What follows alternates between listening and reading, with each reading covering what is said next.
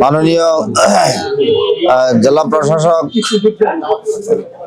মহোদয়কে আমরা আমার পক্ষ থেকে অভিনন্দন ও শুভেচ্ছা জানাচ্ছি যে আজকে আমাদের মনোনয়নপত্র বাছাই আমার মনোনয়নপত্রটি বৈধ ঘোষণা করেছেন।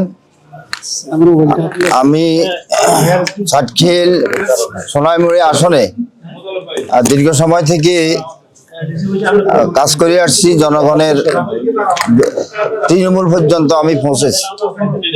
আমি আশাবাদী ইনশাল্লাহ আমরা বিজয় হব, বিজয় লাভ করব ইনশাল্লাহ, এবং আপনাদের দোয়া চাই, সহযোগিতা চাই।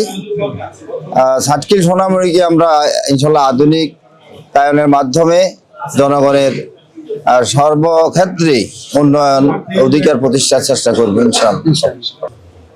আমরা এখন পর্যন্ত যেভাবে কাজ করেছি, আর যদি এই অবস্থা, এই পরিবেশ বজায় থাকে, তাইলে নির্বাচনের একটা পরিবেশ তৈরি হলে মানুষ ভোট দিতে চায়।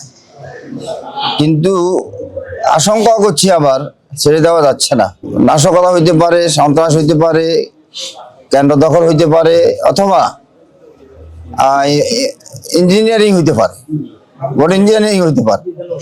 জি, ধন্যবাদ।